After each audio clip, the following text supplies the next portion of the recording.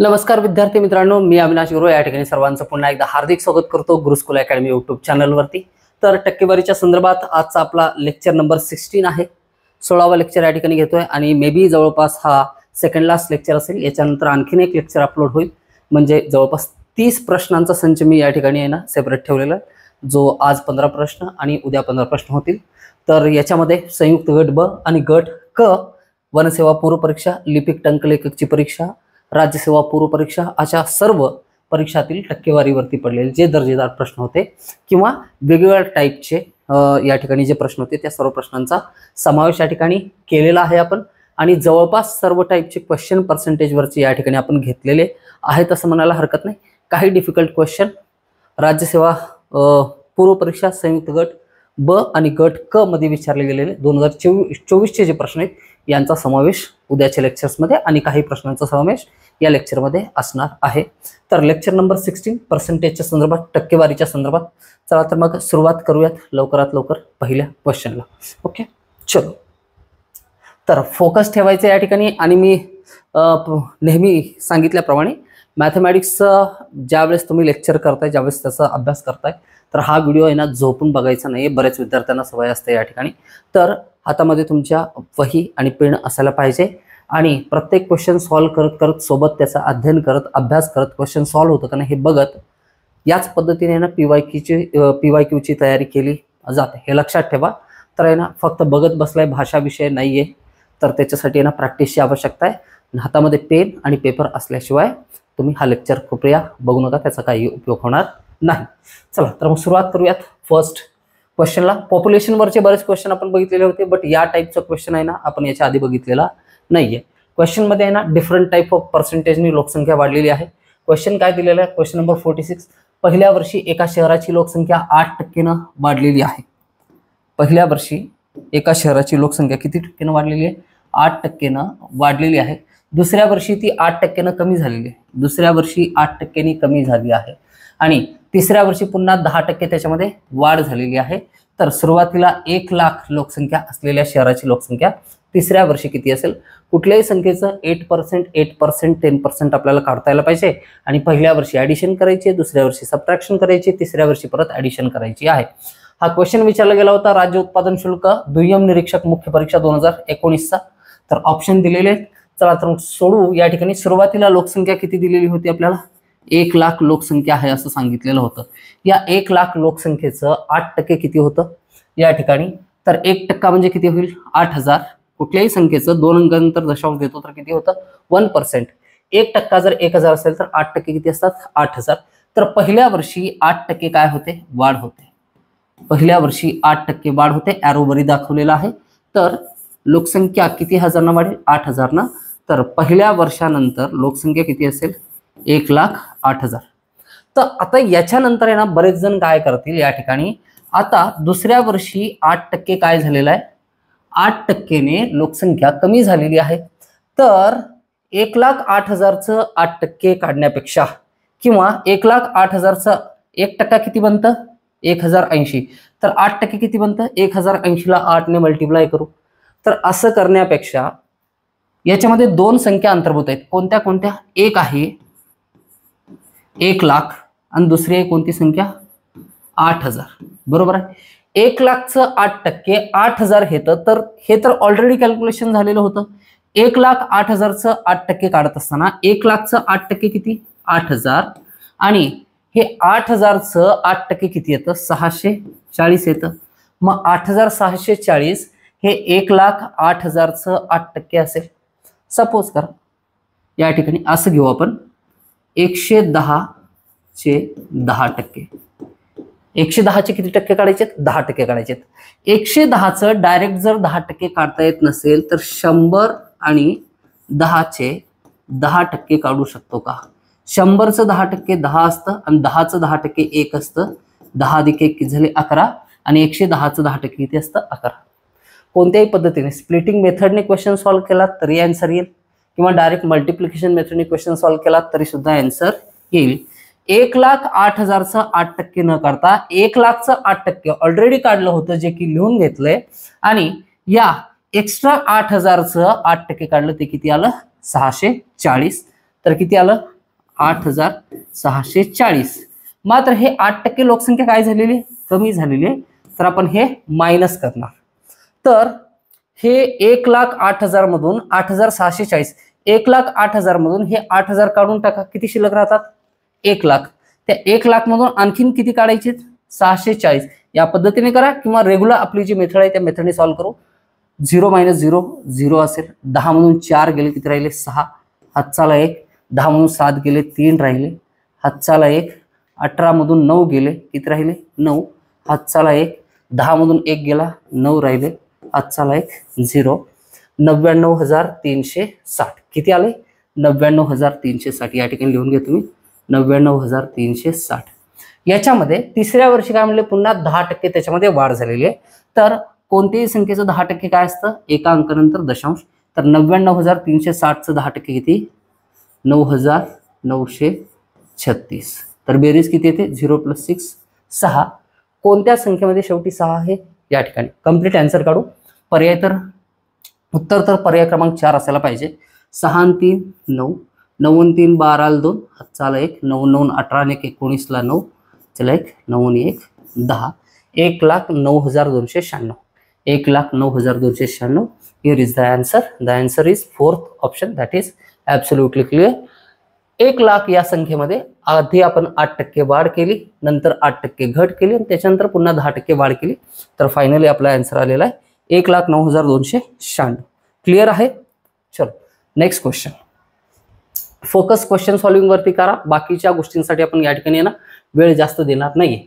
गावच्या लोकसंख्येत एका वर्षी 5% वाढ होते, तर त्याच्या पुढच्या वर्षी 5% घट होते. दुसऱ्या वर्षा अखेरीस जर लोकसंख्या 35,112 होती, तर पहिल्या वर्षाच्या सुरुवातीस गावची लोकसंख्या किती होती.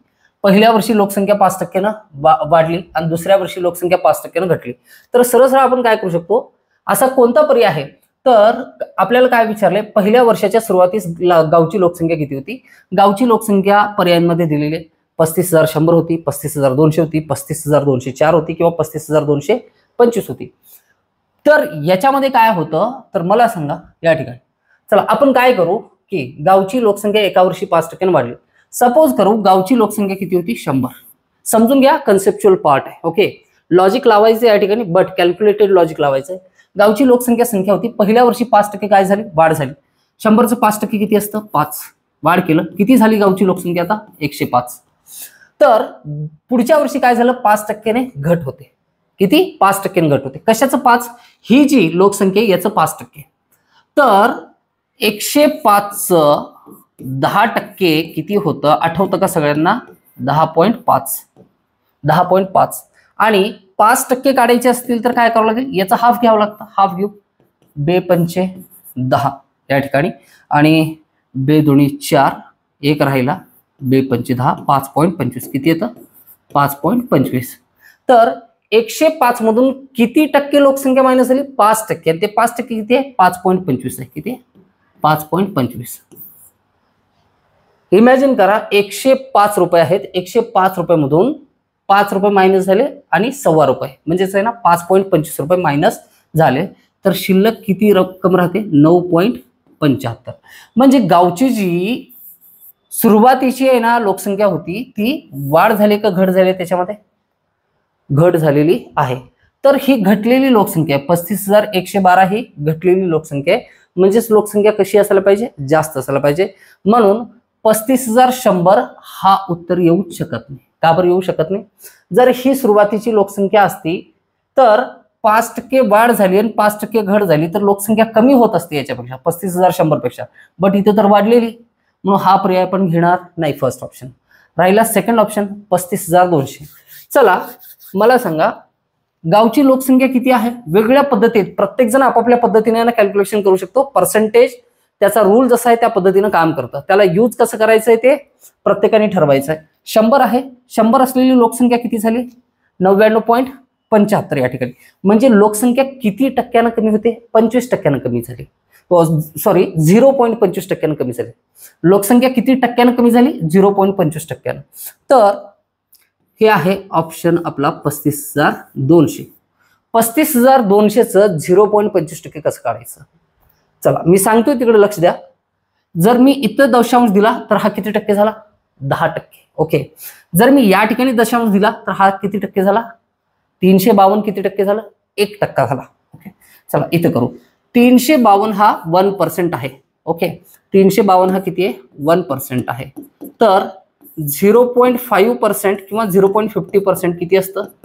352चा अर्ध या ठिकाणी 300चा हाफ 150 होतं 150 आणि 52चं या ठिकाणी 52चं किती होतं? 26. 150 आणि 26 150 160 170 176 किती होतात?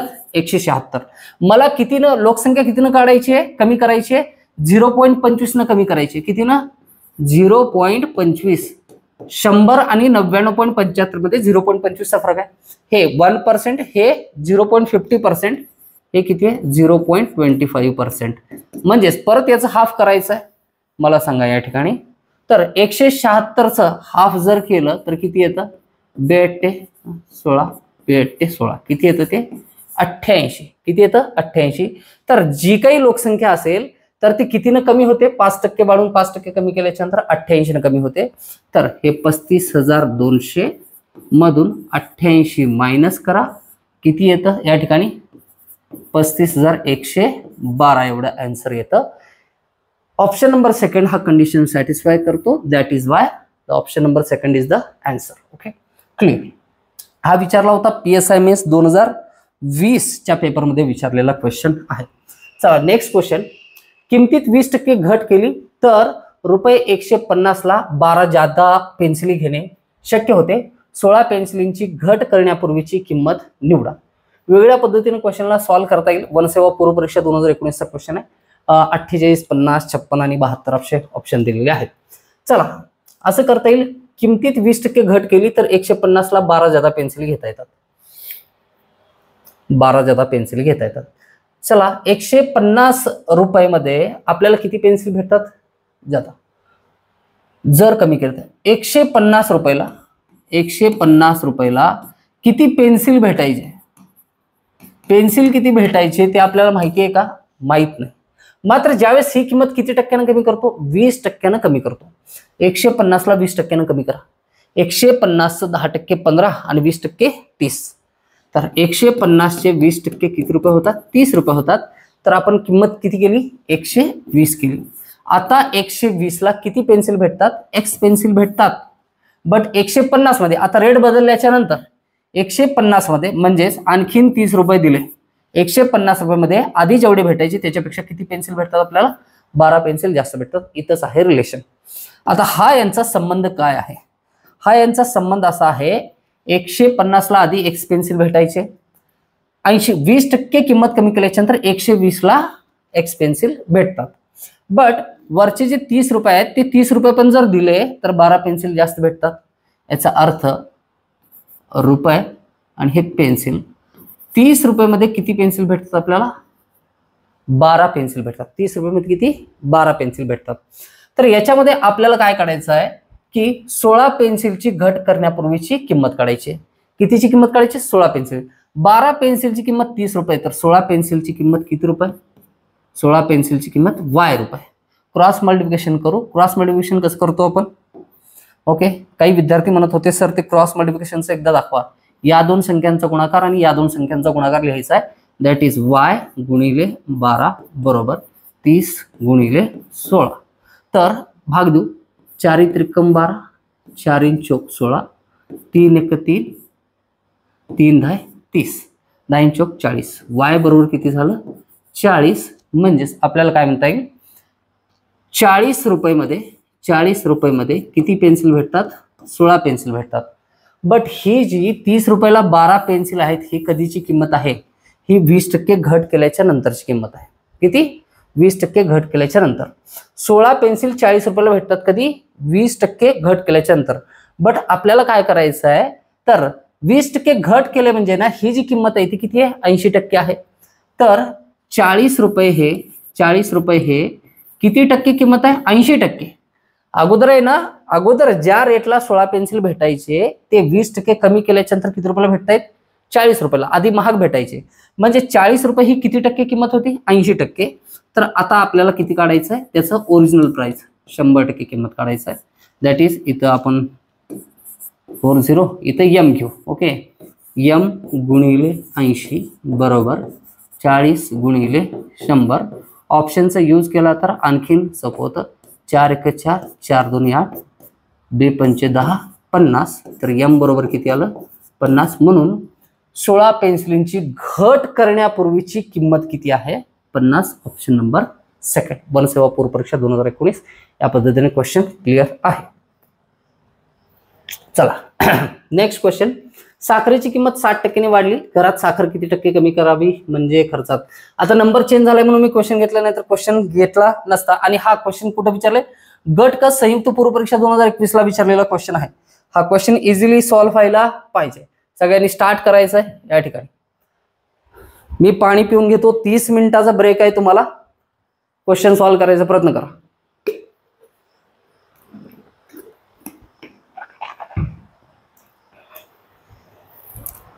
चला आठवा काय घ्यायचं या टाईपच्या क्वेश्चन मध्ये. साखरेची किंमत 100 रुपये आणि वापरली जाणारी साखर 100 किलो असं घ्यायचं. साखरेची किंमत वाढते, मग साखरेचं प्रमाण कमी व्हायला पाहिजे. चलो सॉल्व्ह करू. स्टॉप. ओके चला, ही साखर आणि ही काय किंमत, सॉरी हा किंमत घेतलं तर चालतंय. आपण नेहमी असंच घ्यायचो ना, किंमत इकडे घ्यायचो साखरेची आणि इकडं साखर घ्यायचो. ओके, तर एकूण खर्च मेंटेन ठेवायचा आपल्याला. तर काय करू आपण या ठिकाणी, चलो साखरेची किंमत आहे 100 रुपये. टक्केवारीमध्ये चेंज करायचं. ओके, आणि वापरण्यामध्ये पण चेंज होईल. तर साखर पण किती किलो घ्यायची? 100. मी 1 किलो घेतो. 100 रुपये आणि 100 kg.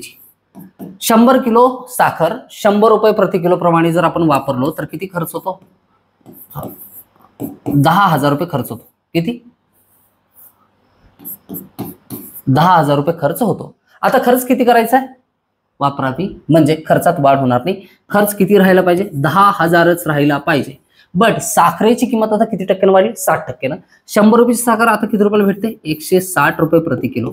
तर साखर आता किती किलो वापरायचं आहे आपल्याला? साखर किती किलो वापरायचं आहे? x किलो वापरायचं आहे. तर 160 ला पलीकडे घेऊन चला. ओके, किंवा डायरेक्ट भाग देऊ शकतो या ठिकाणी. कसं? तर 0 आणि 0 हा छेदामध्ये नेऊन भागलं काय किंवा डायरेक्ट इथून भागलं काय, काही फरक पडणार नाही. 16 1 16, 16 सख्खी 96, राहिले किती? 4. तर कितीचा भाग जातो? 16 2 32चा भाग जातो. राहिले किती? 8. आपण पॉइंट दिला, झाले 80. 16 5 80. तर साखर आधी 100 किलो वापरायचो, आता किती? 62.5 किलोग्राम साखर वापरावी लागते. बट क्वेश्चन काय विचारले? घरात साखर किती टक्के कमी वापरावी? 62.5 किलो वापरावी. म्हणजे 100 मधून आपण किती कमी केलो? या ठिकाणी 37.5. किती? 37.5 किलो कमी करावी. आधी 100 यूज करायचो, आता 37.5 ने आपण कमी केले. 62.5 किलो वापरतोय. हेच पर्सेंटेज असतं 37. ओके, 37.1/2% किंवा 37.5%. क्लिअर आहे?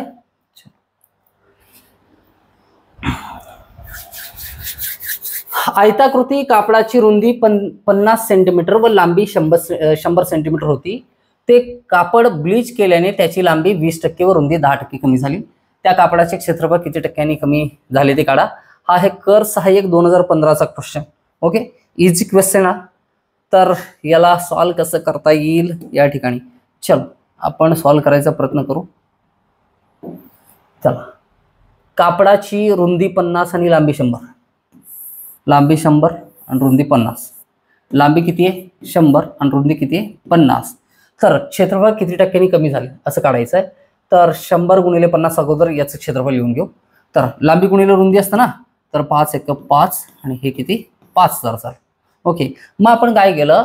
ब्लिचिंग केल्यामुळं, ब्लीच केल्याने त्याचं काय झालं? लांबी 20% कमी झाली. लांबी 20% म्हणजे किती झाली? ती 80 झाली. किती झाली? 80. 100चं 80 झालं. आणि रुंदी 10% कमी झाली. रुंदी किती होती? अगोदर 50 होती, आता किती होईल? 45. 5 न कमी केलं. हे 50 आणि 100चं 20% आणि 10% जे काढायचं आहे ते व्हर्बली व्हायला पाहिजे. हा, इथं जर तुम्ही आहे ना काटछाट करून आहे ना त्यांचं पर्सेंटेज काढत बसला तर क्वेश्चन कधी सॉल्व्ह होणार नाही.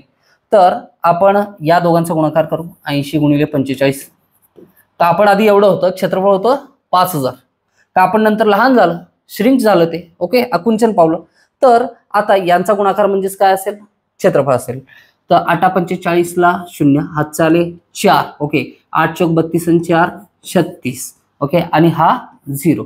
आधी किती होतं ते 5000, आता किती झाले 3600. म्हणजे कितीनं कमी झालेलं आहे, 38 39 37 38 39 1400 स्क्वेअर फूट कमी झालेलं आहे. किती 1400.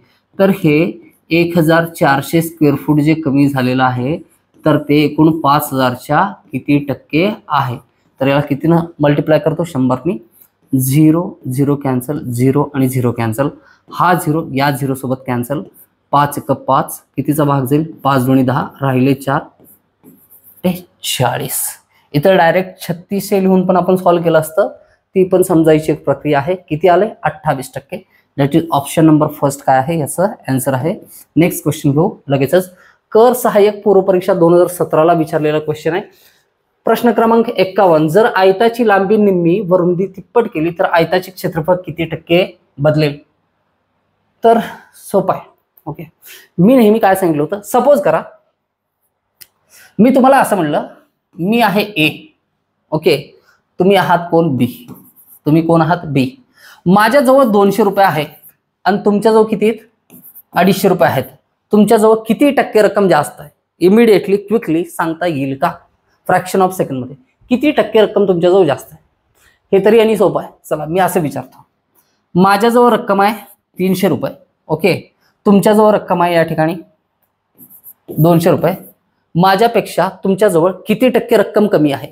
तुमच्याजवळ किती रुपये कमी आहेत 100 रुपये कमी आहेत. बट 100 रुपये हे 300चे किती टक्के आहेत. एकदम कुठली आन्सर सांगायचं आहे. हे तर आणि राऊंड फिगर मधले नंबर आहेत, जास्त म्हणजे पॉईंट मध्ये दिलं नाही ना, इरेग्युलर नंबर दिलं नाही, एकदम रेग्युलर नंबर्स आहेत. ओके, दुसरा एक नंबर देतो.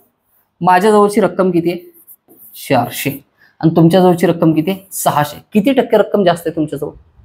याला पण आहे ना थोडंसं प्रोसेस करावं लागेल. कुठल्याही तयारी करणारा विद्यार्थी असू द्या, पोलीस भरतीचा विद्यार्थी असू द्या, वनसेवाचा असेल, सरळ सेवा भरतीचा असेल, तो टेटचा असेल, टीईटीचा असेल, ग्रुप बी ग्रुप सी कुणी असेल, सगळ्यांना प्रोसेस करावी लागते. जर असं म्हणलं माझ्याजवळ प्रामाणिकपणे ना स्वतःला क्वेश्चन विचारायचं. या ठिकाणी ना आता लगेच उत्तर विचारण्यासाठी तुम्ही तर रिप्लाय देऊ शकणार नाहीत. कमेंट बॉक्समध्ये जे येईल ते मी नंतर चेक करेन. ओके, आपले लाईव्ह बॅचेस आहे ना काही दिवसामध्ये ना लवकरच स्टार्ट होतील आणि रोज संध्याकाळचा ना एक रेग्युलर टाइम पिरियडमध्ये ठरवलं जाईल. त्यावेळेस आहे ना आपण कनेक्ट होऊयात, बट त्याला आणखीन थोडासा आहे ना कालावधी लागेल. तर पेशन्स ठेवायचे. माझ्याजवळ आहेत 100 रुपये, तुमच्याजवळ आहेत किती 102 रुपये. किती 102 रुपये. किती टक्के जास्त आहेत तुमच्याजवळ. किती रुपये किती टक्के जास्त आहेत तुम्हाला. सर 2% जास्त आहेत. आमच्याजवळ तुमच्यापेक्षा किती टक्के जास्त आहेत 2% जास्त आहेत. आमच्याजवळ जास्त असलेली रक्कम किती आहे 2 रुपये आणि ती 100च्या किती टक्के असते 2% असते. माझ्याजवळ 100 रुपये, तुमच्याजवळ किती आहेत 147 रुपये आहेत. किती टक्के रक्कम जास्त आहे 47% रक्कम जास्त आहे. हे का बरं सांगतोय मी, हे रिलेशन का बरं सांगतोय. आता बघा, एका आयताची लांबी व रुंदी तिप्पट केली तर आयताचे क्षेत्रफळ किती टक्के बदलेल.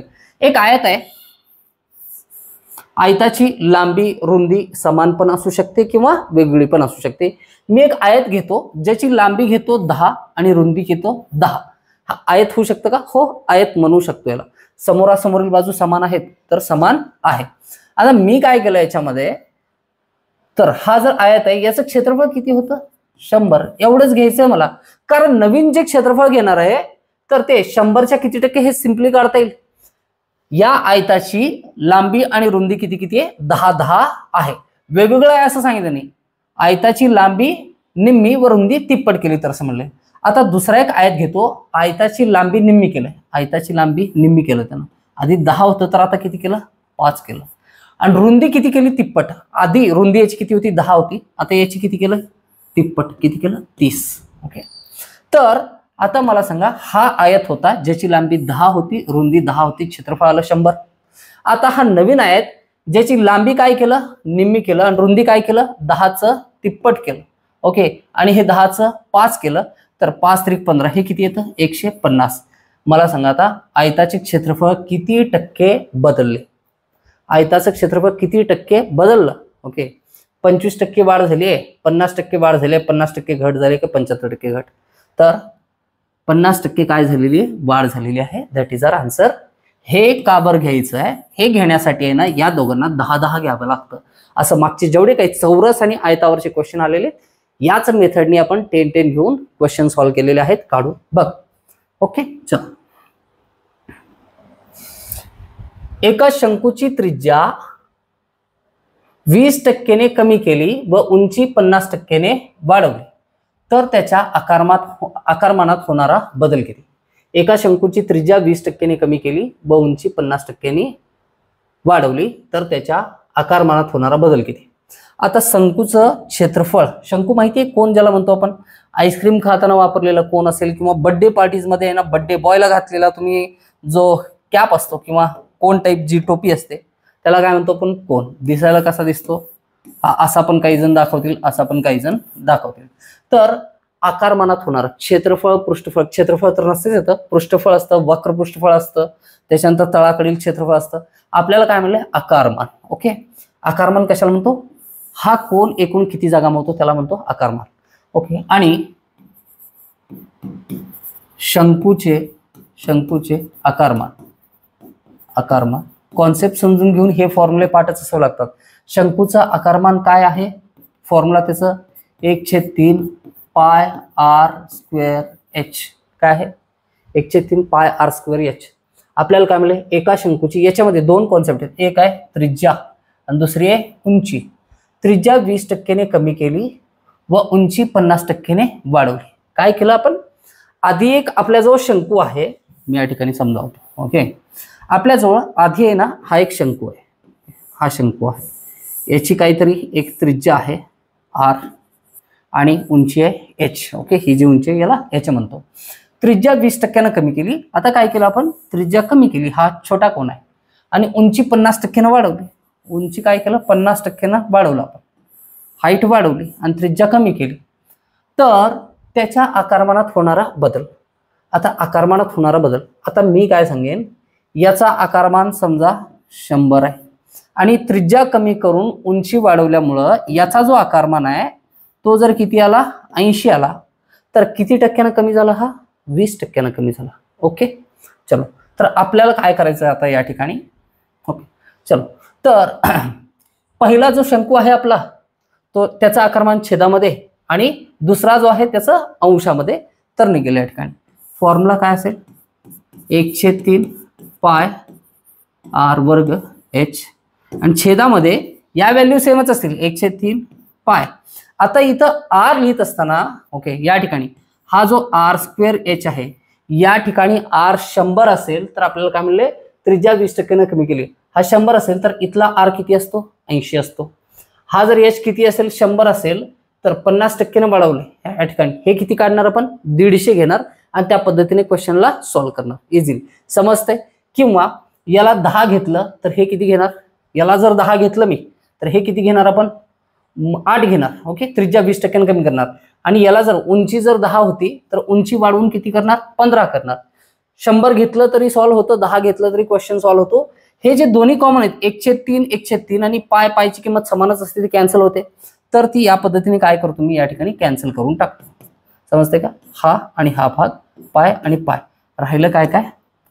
R square H, R square H. त्रिज्या आहे 10 गुणिले 10, 10चा वर्ग मिळाला आणि उंची पण किती घेतो? 10 घेतो या ठिकाणी. बट इथं त्रिज्या जी आहे किती टक्क्याने कमी केली? 20%. 10चं 20% किती? 2. 2 न कमी केलं तर 8 गुणिले 8 झालं. आणि उंची 50% वाढवली. 10ला 50% वाढवा. 10चं 50% 5 वाढवल्याच्या नंतर किती झाले? ते 10 आणि 5 15 झाले. याला सॉल्व्ह करता येईल आपल्याला.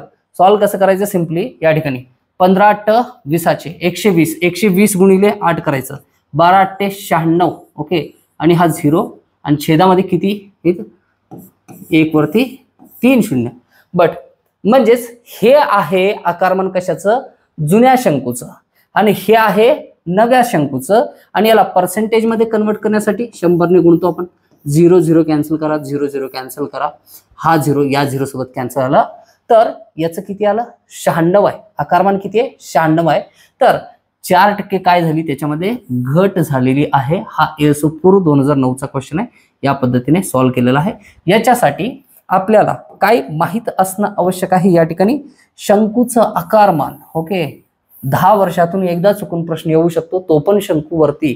त्यावेळेस सुद्धा तुमचं माइंड रेडी पाहिजे. शंकूच्या आकारमानाचं फॉर्म्युला काय आहे, तर याला काय म्हणतो आपण, अशी आकृती असते वृत्तचिती.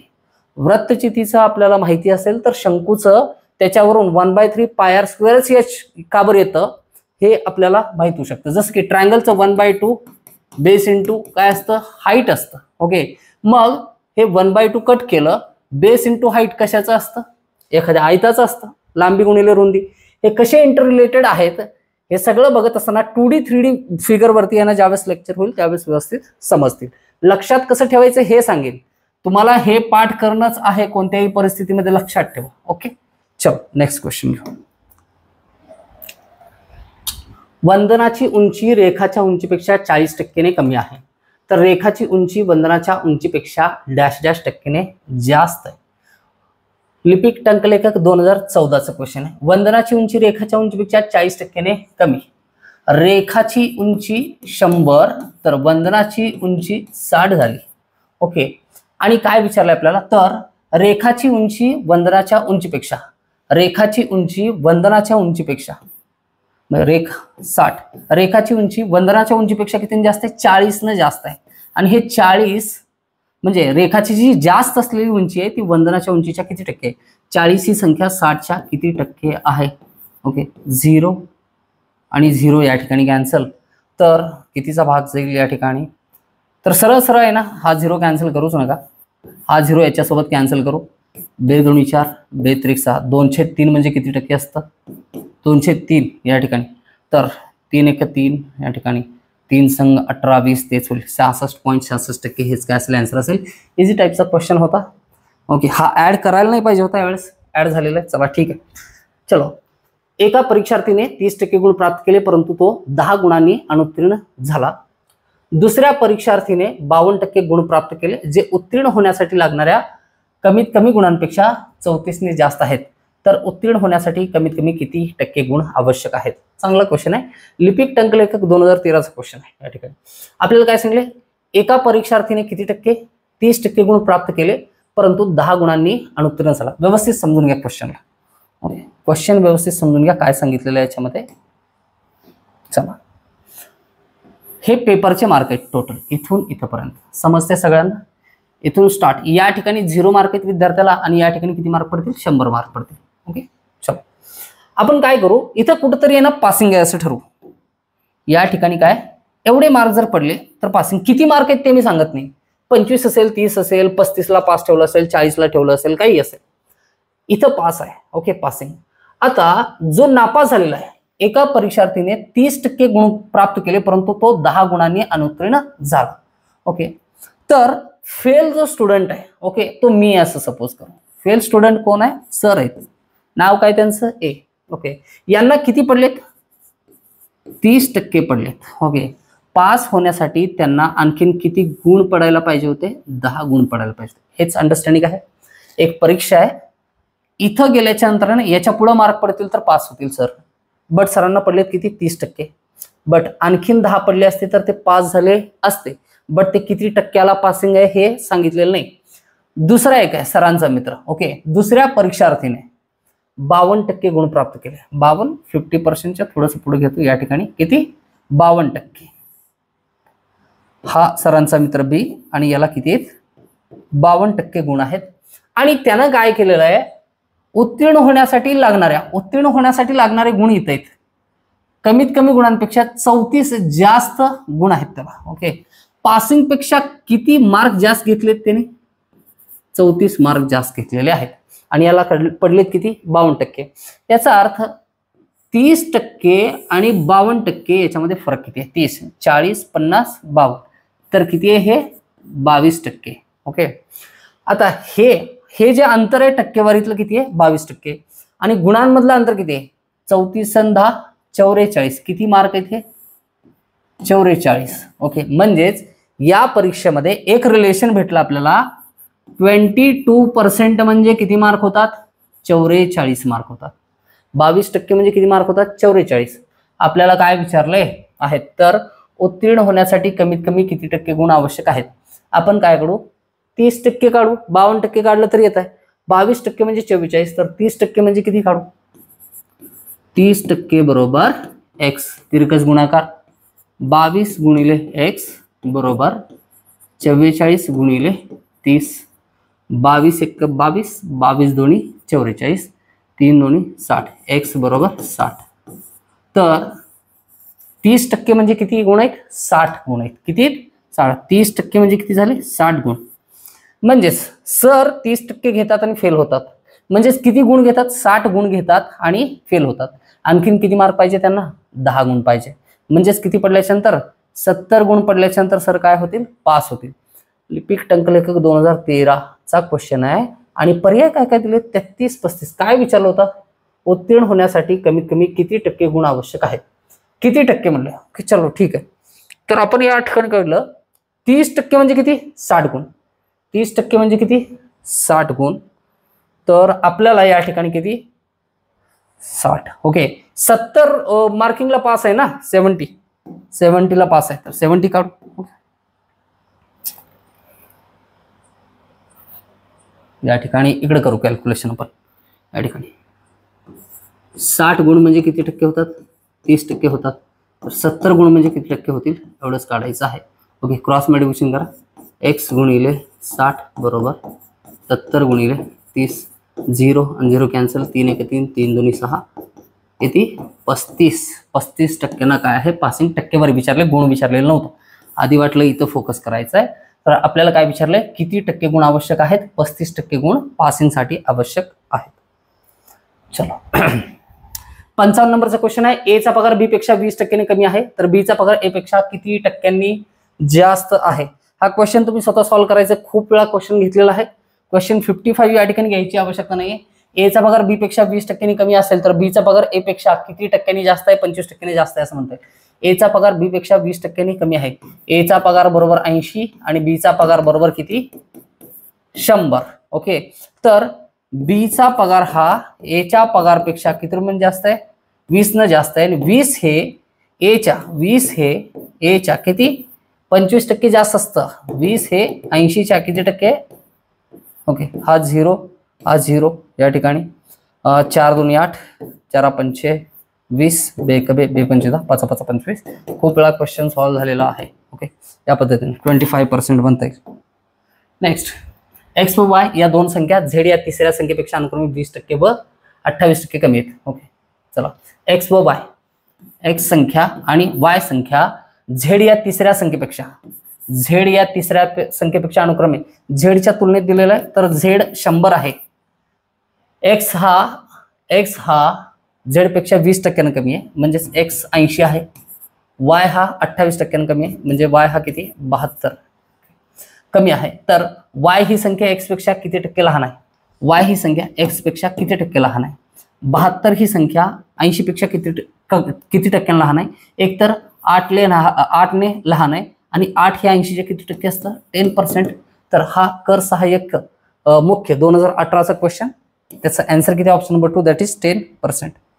चलो एका विक्रेत्याला रुपये 1000 पर्यंतच्या विक्रीवर 3% कमिशन. रुपये 1000 ते 5000 पर्यंतच्या विक्रीवर 5% कमिशन. तर रुपये 5000 वरील विक्रीवर 10% कमिशन मिळते. जर त्या विक्रेत्याला रुपये 350 कमिशन स्वरूपात मिळाले तर त्याने किती रुपयांची विक्री केलेली आहे. वनसेवा पूर्व परीक्षा 2007चा क्वेश्चन आहे. सपोज करा हे कमिशन काय असतं आणि हे विक्रीवरती कमिशन कसं दिलं जातं. सपोज करा दुकानामध्ये एखादा गिराईक आला तर त्याला मी इंटरेस्ट घेऊन वस्तू विकण्याचा प्रयत्न करेन. ओके किंवा जर मला इन्सेंटिव्ह किंवा जास्त थोडासा भत्ता भेटत असेल तर किंवा यालाच काय म्हणलेलं आहे कमिशन असं म्हणलेलं आहे. सपोज करा दुकानातली कुठलीही वस्तू असेल 1000 रुपयापर्यंतचा माल जर विकला तर दुकानदारांनी मला प्रॉमिस केलेलं आहे 1000 पर्यंत तू विक्री करून दाखवलास तर तुला किती 3% कमिशन भेटेल. तर 1000चं 3% किती होतं 1000चे 3% होतात किती होतात. ओके 1000चे 3% 30 होतात. किती 30 रुपये. 1000चा माल मी विकून दिला. मी 2000चा माल विकून दिला की मला किती 60 रुपये. 3000चा माल विकून दिला की 90 रुपये. ओके असं आहे. बरं त्यानं काय सांगितलंय 1000 ते 5000 पर्यंतच्या विक्रीवर 5% कमिशन. 1000 ते काय 1000 पर्यंत 30, 1000 पासून पुढं 5000 पर्यंतच्या विक्रीवर किती टक्के? 5% कमिशन. म्हणजे सपोज करा मी त्या दिवशी काय केलं, दुकानामध्ये 6000 रुपयाचा माल विकून दिला. किती? 6000चा. तर शेठ जे आहे, दुकानाचा मालक जो आहे, तो काय म्हणेल, हे बघ यातले हे 1000 रुपयाचा तू माल विक्री केलास तर त्याच्यासाठी तुला किती भेटतील? 3%. ओके. आता 1000 ते 5000 पर्यंत किती? 1000 ते 5000 पर्यंत म्हणजेच किती आहेत ते? 4000. त्या 4000 रकमेवरती तुला किती? 5% कमिशन भेटेल. 5%. आणि 5000च्या वरील विक्रीवर, 5000ची वरील म्हणजे ना हे 1000 झाले, हे 4000 झाले, टोटल 5000ची विक्री झाली. आणखीन 1000 शिल्लक आहे याच्यावरती, याच्यावरती 500 रुपये वरील विक्रीवरती किती? 10% कमिशन आहे. किती? 10% कमिशन. इथे 100 रुपये मिळतात मला. ओके, या पद्धतीने कॅल्क्युलेशन आहे. तर आपल्याला काय सांगितलंय? कमिशन मिळते जर त्या विक्रेत्याला रुपये 350 कमिशन स्वरूपात मिळाले तर त्याने किती रुपयांची विक्री केली. ऍक्च्युअल मध्ये ना 380 असायला पाहिजे या ठिकाणी. किती? 380. कसं मी ते सांगतो या ठिकाणी. चला आपण 6500 रुपये घेऊ या ठिकाणी. किती? 6500 रुपये. 6500 रुपये मधील पहिल्या 1000 रुपयावरती किती आहे? 3% कमिशन आहे. त्याच्यानंतर 1000 पासून ते 5000 पर्यंत म्हणजे किती रुपये होतात ते? 4000 रुपयांवरती किती टक्के कमिशन आहे? 5%. हे 4000 आणि 1000 किती झाले? 5000. 5000च्या पुढं आणखीन किती विकले त्यानं? 1500. 6500 घेतलं होतं ना, आणखीन 1500 रुपये. ओके, 1500 रुपयेवरती त्यानं काय केलेलं आहे या ठिकाणी? 10% कमिशन ठेवले. हे 5000च्या पुढची रक्कम आहे ना, किती असेल ती, त्याच्यावरती कमिशन किती? 10%. चला, याच 1000चं 3% किती आलं? 30 रुपये आलं. 4 पंचे 20, हे किती आले? 200 रुपये झाले. 4000चे 5% किती होतात? 4000चे 10% 400 आणि 5% 200. आणि 1500चं 10% किती होतं? 150. टोटल किती झाले? 200, 350, 350 आणि 30 किती झाले? 380 रुपये होतात. किती? 380. कमिशन 380 भेटले असं लिहायला पाहिजे होतं, बट पेपरमध्ये हा क्वेश्चन 350 असाच मिसप्रिंट होऊन आला होता. त्याच्यामुळं या प्रश्नाचे गुण सगळ्यांना मिळालेले आहेत. म्हणून सुरुवातीलाच मी हे सांगून टाकलं, कारण क्वेश्चन मध्ये जर गडबड असेल कुठं तर क्वेश्चन कधीही सॉल्व्ह होत नाही, तो अनसॉल्व्ड राहतो. आता हे ना ज्याचा पुरेसा अध्ययन झालेला आहे त्या व्यक्तीच्या ही गोष्ट लक्षात येते की याच्यामध्ये एरर आहे, ऑप्शन मध्ये काय चेंज असायला पाहिजे, किंवा या ठिकाणी दिलेल्या क्वेश्चन मध्ये नेमकं कोणत्या स्टेटमेंट मध्ये ना चेंजेस असायला हवे होते, म्हणजे क्वेश्चन क्लिअर होता.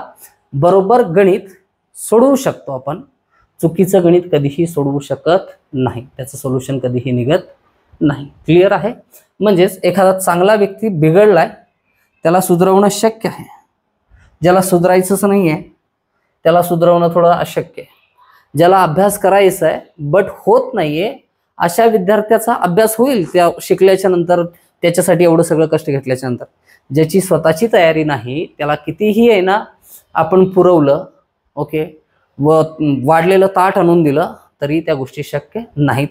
मी तुम्हाला परत एकदा सांगतोय, जर आईवडिलांनी सांगितलंय म्हणून या क्षेत्रामध्ये येऊन तुम्ही काहीतरी करून दाखवायचा प्रयत्न करत असाल तर करू नका. स्वतःची इच्छा असेल, स्वतःला मजा येत असेल, असं भीक लागल्यासारखं भिकाऱ्यासारखं आहे ना वाचन करायला पाहिजे माणसाने. जेवढं भेटेल तेवढं ज्ञान आहे ना गोळा करता आलं पाहिजे. आणि ते घेत असताना आहे ना असं मन असं प्रफुल्लित, म्हणजे ना असा आनंद वाटायला पाहिजे, यार आज एवढे कलम समजले, आज ही हिस्ट्री समजली जी सामान्य लोकांना माहिती नाहीये, जे रील मधल्या नॉलेजवरती ना उड्या मारत असतात आहे ना, खोट्या संकल्पना सोबत घेऊन ना संपूर्ण आयुष्य काढत असतात. ज्यावेळेस रिअलिटी त्यांच्या समोर थांबते ना त्यावेळेस त्यांची मान झुकलेली असते, तुमची खडी असते. ओके, आणि खरा आनंद याच्यामध्ये आहे की आहे ना आपण जे काही शिकतोय ते आहे ना जेन्युइन आणि एकदम खोलात जाऊन शिकायचं आहे. फक्त एवढी मूळ गोष्ट लक्षात ठेवा आणि तुमची तयारी असायला पाहिजे. Question number 58. 10,000च्या एका व्यवहारामध्ये एका एजंटला रुपये 7,000 वरती 5% कमिशन तर 3,000 वर 60% कमिशन मिळाले, तर त्या एजंटला एकूण किती कमिशन मिळाले? 10,000 मधल्या 7,000 वरती 5%, 7,000 वरती किती? 5%, आणि राहिलेले 3,000 रुपयावरती किती? 7% कमिशन भेटले. तर हे किती असतं? 7 5 35. ओके, आणि हा 0. ओके, 7 3 21 आणि हा 0 0 5 आणि 1 6 3 4 5 560, दॅट इज आन्सर. वनसेवा पूर्व परीक्षा 2007चा क्वेश्चन. ओके, इझी होता. 59 क्वेश्चन. एका विक्रेत्याला एकूण विक्रीवर 6% कमिशन मिळते तर रुपये 10,000च्या पुढील विक्रीवर. एका विक्रेत्याला एकूण विक्रीवर 6% कमिशन मिळते तर 10,000च्या पुढील विक्रीवर 4% अधिकचं कमिशन मिळते तर रुपये 21,000च्या एकूण विक्रीवर. विक्री किती रुपयांची केली? एकूण 21,000ची विक्री केलेली आहे तर त्याला एकूण किती कमिशन मिळेल? तर बघा कंडिशन कशी दिली. एकूण विक्रीवर 6%, 6% काढून घेऊ. ओके, 6%, 6 1 6, साईन दोन्ही 12. ओके, आणि हा 1 0 ठेवू. 1260 रुपये हे टोटल. आणि काय म्हणले?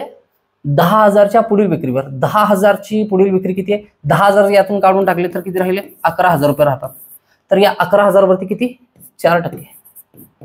11 चौक 44 आणि हा 0 0 0 हा चला 1700 1700 हा या क्वेश्चनचा आन्सर आहे. नेक्स्ट क्वेश्चन बघू. Question number 60. जिग्नेशने एका कंपनीचे 100 शेअर्स प्रत्येकी 1288.55 रुपये या दराने घेतले व त्याच दिवशी प्रत्येकी 1338.45 या दराने विक्री केलेली असेल. या दराने विकली शेअर्स. या ठिकाणी ही खरेदी किंमत होती, ही विक्री किंमत दिलेली. जर दलालाला कमिशन 0.1% खरेदी किंमत व विक्री किंमत या दोहोंवर दिली असेल तर जिग्नेशला किती नफा झाला असं काढायचं आहे. PSI पूर्व 2010चा प्रश्न आहे. Easy question. या ठिकाणी नंबर्स खूप मोठे दिसत आहेत मात्र तरी सुद्धा आहे ना क्वेश्चन एकदम इझी. कसं सॉल्व्ह करू शकतो या ठिकाणी? शेअर्सची जी आहे आपल्याला खरेदी किंमत काढायची आणि त्याच्यानंतर विक्री किंमत काढायची. किती शेअर्स खरेदी केले होते? 100 शेअर्स खरेदी केलेले होते तर 1288.55 रुपयांना किती शेअर्स खरेदी केले? 100 रुपये. तर एका शेअर्सची किंमत प्रत्येकी एका शेअर्सची किंमत गुणिले 100 केल्याच्या नंतर याचं उत्तर किती येईल? 1,28,855 रुपये. आणि विक्री केलेली त्याच दिवशी 1338.45 एवढ्या किमतीला 100 शेअर्सची विक्री केली. विक्री केल्याच्या नंतर गुणाकाराच्या नंतर हा दशांश सरकेल तर हे येईल 1,33,845 रुपयांना विक्री केली. मात्र एक गोष्ट या ठिकाणी काय सांगितलेलं आहे? दलाली दिलेली आहे आणि दलालीचं कमिशन किती आहे? 0.1% एवढं आहे. आता 0.1% आपल्याला 1,28,855 पण काढायचं आहे आणि 1,33,845 पण काढायचं आहे. तर लक्ष द्या या ठिकाणी पर्सेंटेज काढत असताना मी सांगितलं होतं एक अंक सोडल्याच्या नंतर काय येतं? 10% येतं. 2 अंक दशांश सरकवल्याच्या नंतर येतं 1% आणि परत तिसरा अंका नंतर दशांश सरकवला तर ते 0.1% येतं. तर इझिली या दोन्ही नंबरसाठी आहे ना याचा 1% किती? 0.1% 128.855 आणि 1,33,845 येईल 133.845. 5चा विचार करायची आवश्यकता नाहीये. दलाली एकूण किती दिली आहे ती काढून घेऊ या ठिकाणी. तर या ठिकाणी दलाली दिलेली आहे. सपोज करा 5 आणि 4 9 घेतले, 8 आणि 8 16 6 आणि 1 हातचा 1 घेतला. 133 अधिक 1 134 134 आणि 128 262 262.69 हे याचं काय आलेलं आहे? दलाली दिलेली आहे. आता एकूण खरेदी किंमत एवढी होती 1,28,000 आणि विक्री किंमत 1,33,000.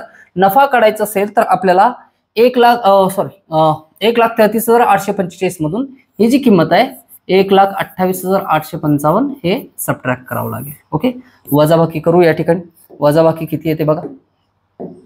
एवढीच एक महत्वाची गोष्ट आहे. 5 म्हणून 5 गेले 0 राहिले. 14 म्हणून 5 गेलं 9 राहिलं. हातचा आला 1. 18 मधून 9 गेले 9 राहिले. हातचा आला 1. 13 मधून 9 गेल्याच्या नंतर 4 राहतील. हातचा आला 1. 3 मधून 3 गेले 0. 1 मधून 1 गेला 0.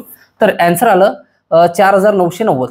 4,990 हा निव्वळ नफा नाहीये, हा खरेदी किंमत आणि विक्री किंमत मधला फरक आहे. यातून आपण काय केलं होतं? 262.69 रुपये दलाली दिलेली होती तर ते सबट्रॅक्ट करावं लागेल. या ठिकाणी 69 ला 69 ॲज इट इज नाही ॲज इट इज लिहिता येणार नाही. 0.00 10 मधून 9 गेला 1 राहिला. हातचा आला 1. त्याच्यानंतर 10 मधून 7 गेले 3 राहिले या ठिकाणी. त्याच्यानंतर 10 मधून हातचा आला 1. 10 मधून 3 गेले 7 राहिले. हातचा आला 1. 9 मधून या ठिकाणी 7 गेल्याच्या नंतर 2 शिल्लक राहतात आणि 9 मधून 7 गेल्याच्या नंतर या ठिकाणी 2 गेल्याच्यानंतर 7 शिल्लक राहतात, 4 ला 4, 4727.31, 4727.31 और 30 या ठिकाणी एक्झॅक्टली आपलं आन्सर आलेलं आहे. ऑप्शन नंबर 3 या ठिकाणी बरोबर उत्तर आहे. आपल्याला या ठिकाणी 0.1% दलाली काढणं, 0.1% दलाली काढणं हे चॅलेंजिंग होतं. आणि ती कॉन्सेप्ट काय सांगितलेली होती, कुठलाही नंबर असेल या ठिकाणी 1234 मध्ये 123 10% असतं, 12.34 हे 1% असतं, 1.234 हे काय असतं 0.1% असतं. ग्रॅज्युअली याच पद्धतीने ना नियम पुढे सरकत जातो. ओके, हे झालं 60 नंबरचं क्वेश्चन. आणि अशा पद्धतीने आजचे 15 प्रश्न जे होते आपले यशस्वीरित्या आपण या ठिकाणी पूर्ण केलेला आहे. तर माझं एकच सांगणं आहे, हा कंटेंट आवडत असेल, जे क्वेश्चन्स सिलेक्शन केलेलं आहे ते आवडत असेल, शिकवलेला सर्व भाग तुम्हाला समजलेला असेल तर नक्की व्हिडिओला लाईक, शेअर आणि सबस्क्राईब करायला विसरू नका. आणि आवश्यक असलेल्या विद्यार्थ्यापर्यंत व्हिडिओ जास्तीत जास्त या ठिकाणी शेअर करायचा प्रयत्न करा. तर तेच तुमचं कोऑपरेशन असेल असं मी समजतो, तेच तुमची काय म्हणणं कृतज्ञता असेल असं मी समजतो. आणि या ठिकाणी थांबूयात. शेवटचा लेक्चर होईल पर्सेंटेज या चॅप्टरवरती, कंबाईन ग्रुप बी, ग्रुप सी, त्याच्यानंतर राज्यसेवा पूर्व परीक्षा आणि इतर काही महत्त्वाच्या परीक्षांमधील आहे ना जे महत्त्वाचे 2024चे क्वेश्चन असतील, फक्त 2024च्या प्रश्नांचा त्याच्यामध्ये समावेश असेल आणि 1915 प्रश्न असतील. आणि ते 15 प्रश्न झाल्याच्या नंतर मला वाटत नाही की पर्सेंटेजवरती आहे ना याच्या पलीकडे जाऊन आणखी तयारी करण्याची आवश्यकता आहे. तर तोपर्यंतसाठी विश्रांती घेऊ. सर्वजण स्वस्थ राहायचं आहे, मस्त राहायचं आहे या ठिकाणी आणि मजेत राहायचं आहे, अभ्यास करत राहायचं आहे, सातत्यपूर्ण अध्ययन करणं हेच या ठिकाणी यशाची गुरुकिल्ली आहे असं म्हणता येईल. तर तोपर्यंतसाठी जय हिंद, जय महाराष्ट्र. थँक्यू.